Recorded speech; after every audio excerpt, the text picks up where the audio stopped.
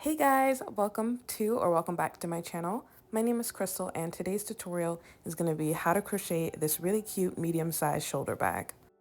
In this video, I'll be showing you how to make every part of the bag, so the front, back panel, side, and strap. And I'll be showing you how to do a gauge swatch so that you can make your bag your own size.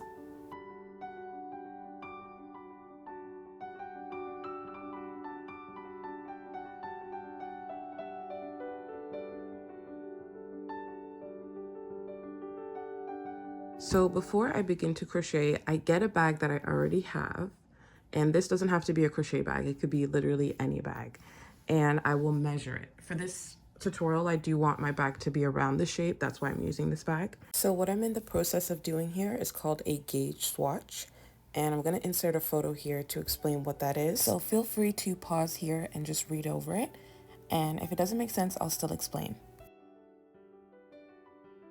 So the yarn that I'm using is this weight 3 pink yarn, and I am doubling up, so I'm using both ends of the skein. And I've gone ahead and made a swatch of 13 stitches by 4 rows. I recommend doing an even number because it'll be easier. You're going to then measure the swatch. And my swatch is about 4 inches. I know that there's 13 stitches in this little swatch. Since 4 inches approximately is 13 stitches and I need to get to 12, 3 of these make up the bag.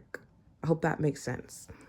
So 13 stitches, 26 stitches, and then about 39 stitches. That is how I gauge, just an approximate, because even when you do gauge, sometimes it still doesn't really work. Different factors come to play, like your tension, your hook, and then the yarn variations. So with that being said, I'm going to round this to 38.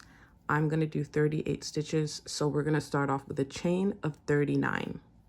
So I'm doubling up on my yarn. I have the skein here I got from the dollar store, and I will have all the descriptions and information in the description box. To start off, we are going to do a slip knot, as you might have guessed. I just go like this. And then we are going to do a chain of 39.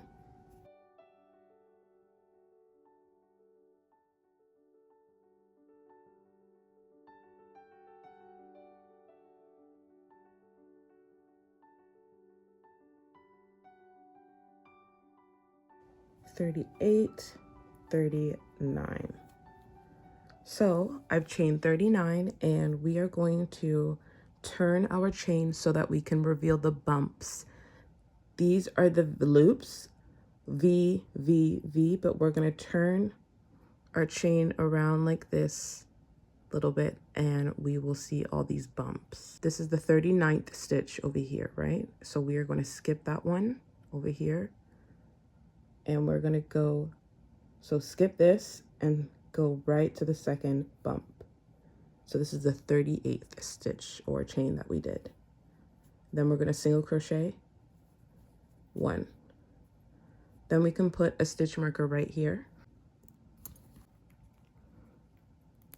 From rows 1 to 27, you will do 38 single crochets or whatever number that you have decided for yourself, and chain 1 at the end of your rows.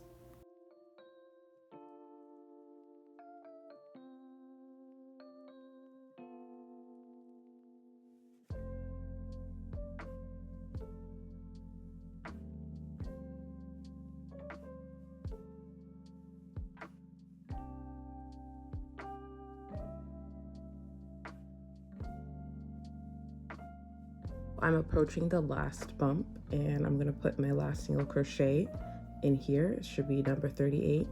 Then I'm going to chain 1 and turn my work, and then I'm going to single crochet right back where I just chained 1 in that same stitch.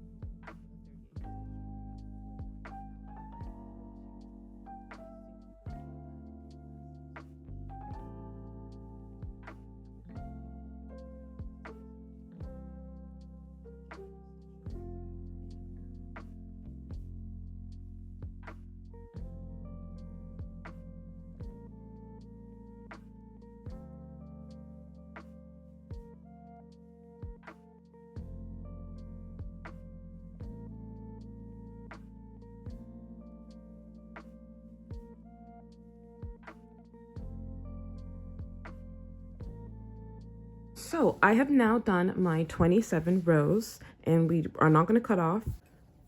Chain 1 at the end of that last 38th stitch. So we chain 1, and we are going to turn the work, and now we are going to single crochet into the next 9 stitches.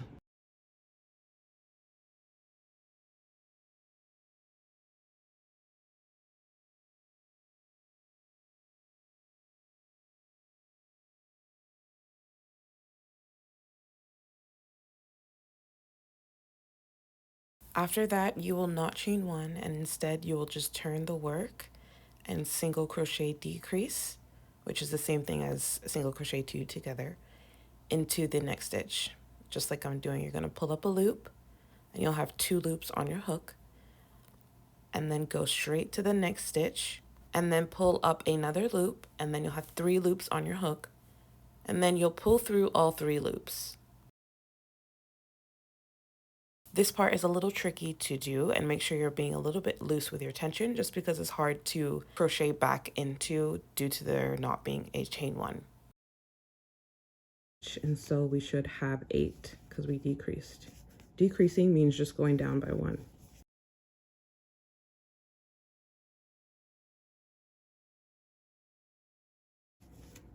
So at the end of the row, we chain 1, and this is how it looks. Next, you're going to single crochet back into that same stitch, and then single crochet until you get to the last 2 stitches where you will do a single crochet decrease.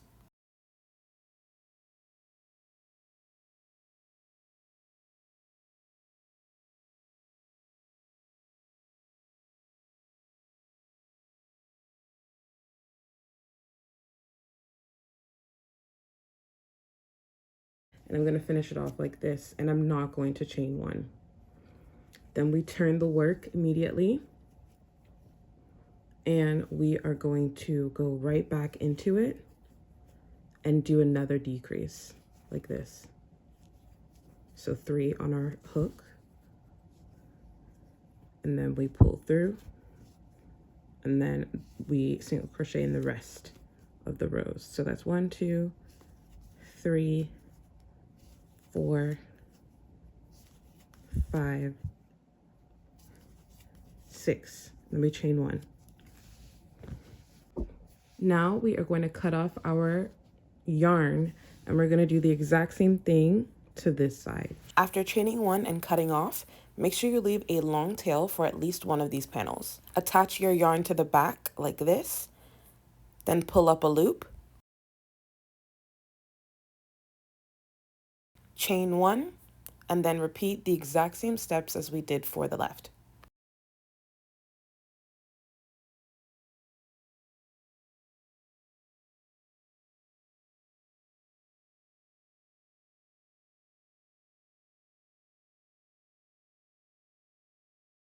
So we have done 31 rows altogether, and the last 4 rows are the decreasing at the side. Everything that I've shown you up till now, you're going to repeat for the second panel. I just want to show you guys for reference. This is the bag I was basing it off of, and this is what I've gotten after doing my gauge swatch, so it is quite accurate. After completing both panels of the bag, we're going to move on to the body of the bag, or the side panel. I might refer to it as both names. So the way that I estimate how many rows I need to do for the side panel is I just count the rows on each side and on the bottom.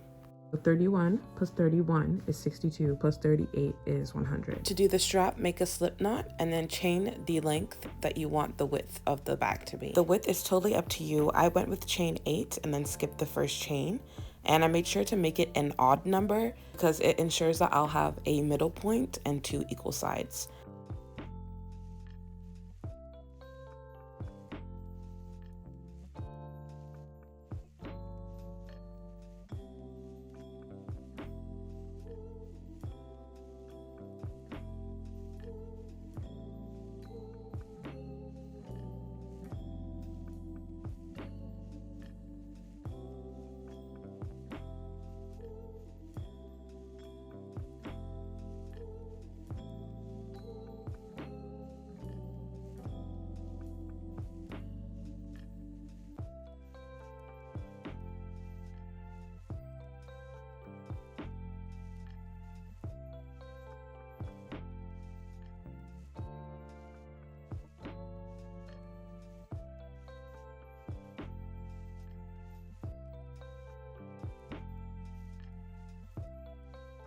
So after finishing your strap, we are now going to sew the strap to one of the panels. We're going to sew them both eventually, but starting off, we're going to sew any panel to the strap. And you can actually help yourself here by getting your stitch markers and kind of aligning every corner and angle together so that you know where to sew. You need to line up your panels so that the rows are adjacent to each other and they're lined up. Make sure that every single crochet row is visible and that you can line it up to the panels. It gets a little bit tricky when it comes to the bottom because the rows aren't really adjacent to each other and they're not lining up, but I'll show you how to try and maneuver that when it comes to it. To begin sewing, get your tapestry needle and push it through the first stitch of the back panel.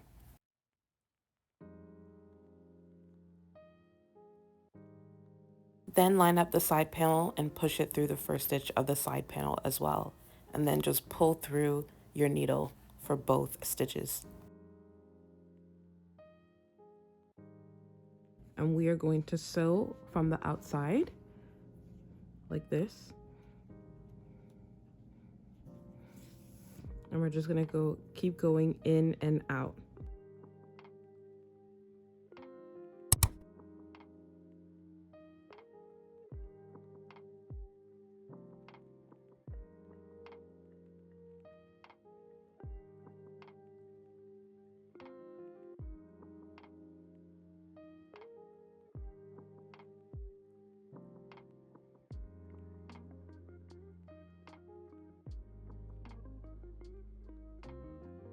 When it comes to sewing the bottom, try to align them as evenly as possible. Then use a stitch marker to hold everything in place and sew in that pattern. So I have sewn the panel to this panel, and now all we're gonna do is the exact same thing where we sew the next panel over here. The most important part about sewing the second panel is to make sure that everything is equal. So put stitch markers to align every corner to where the corner was for the first panel.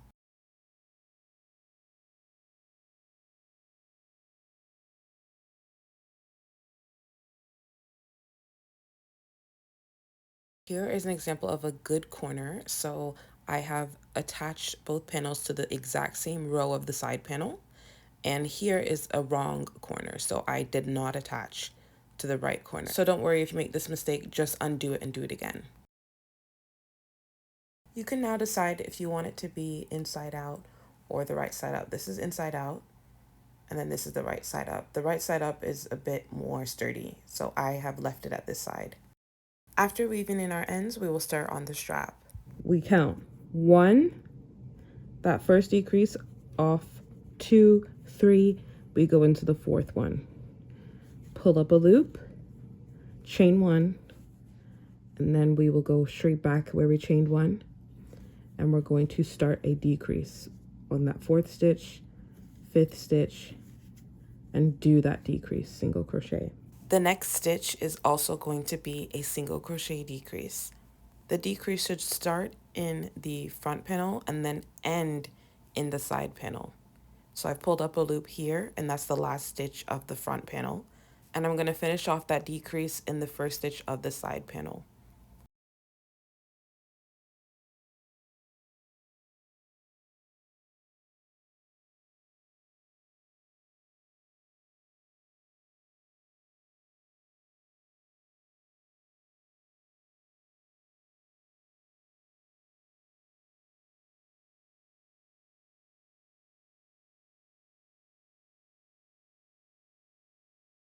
After doing 5 single crochets, you're once again going to place a decrease. This decrease will start once again in the side panel and then end on the first stitch of the back panel.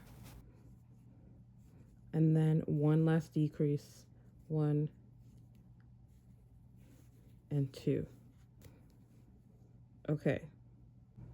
So there's 3 left on this side, undone, and 3 left on this side.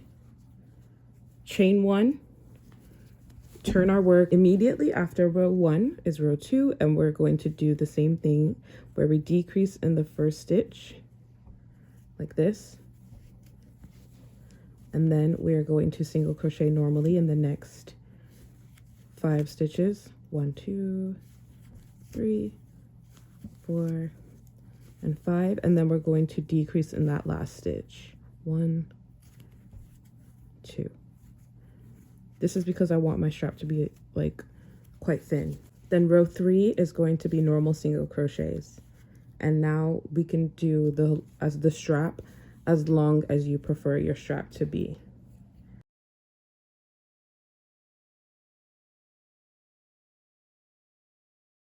Okay, so now I have done 64 rows of single crochet for my strap.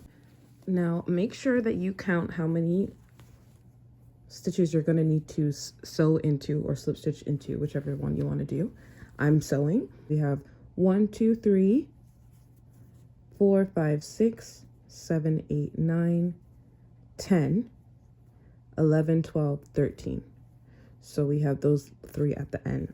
To finish off the strap, we are going to do 3 rows of increasing in order to get the count correct. So for each row, I will place an increase at the first stitch,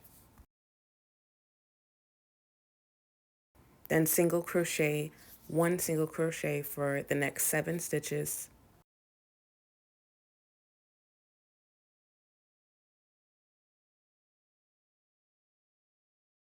and then on the last stitch, I will place another increase. And I'm going to do the same pattern for the next 2 rows. This is in order to get my stitch count from 7 to 13, because that's how much we started off with for the other side.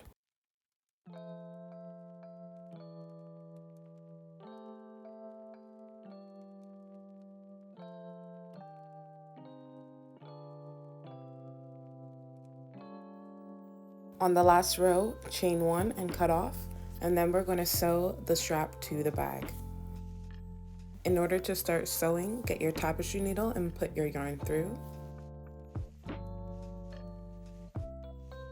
And then align the first stitch of the strap to the first stitch of the bag. So make sure that everything is in the right order.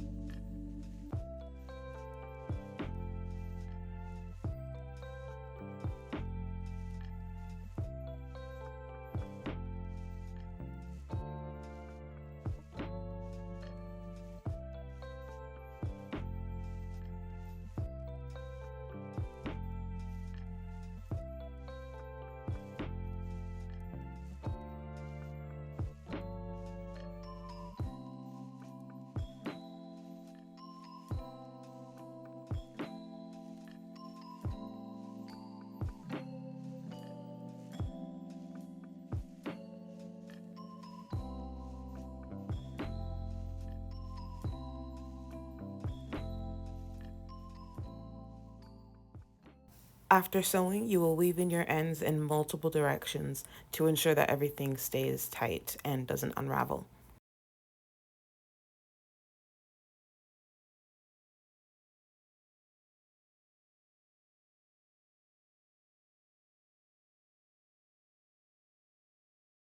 The last thing you're going to do is make a single crochet border.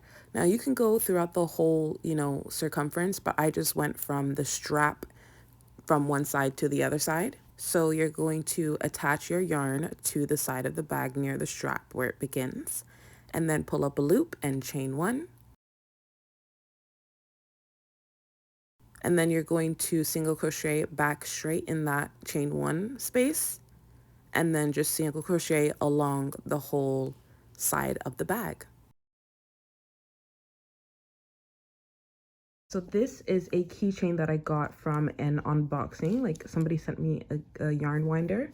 Actually, let me shout her out. This girl, Spring, she sent me a yarn winder, and this is what came with it. So I just kind of like clipped it on here. This is not Maybe it is crochet, but it's really hard. It doesn't seem like somebody crocheted it. For this flower, I always just freehand my flowers. I start with a magic circle, then I put 6 single crochets, and then I increase in every stitch. And then I do absolute nonsense on the last one, and you can tell because what's going on over here. I don't even think I ended the round properly. I will link a flower tutorial in the description box, one that looks just like this. And then everything else is just charms and necklaces. I got this necklace for my graduation that I wore once, and I knew I wouldn't wear it again because it's too fancy. So I just put it up here. This charm I got from my friend, and then this charm is from Michael's. I didn't really know what to do for the back, so I just kind of sewed on these beads, and I still have yet to weave them in. Now, if you would like, you could put some lining in here. I usually always do recommend lining, but this bag in particular is very sturdy that I don't really care about lining for it. So that is up to your discretion. Thank you guys so much for watching this video. Please comment any additional questions that you might have. Also, please comment what you want to see next from me, and I'll see you in the next one. Take care and happy holidays. Bye, guys.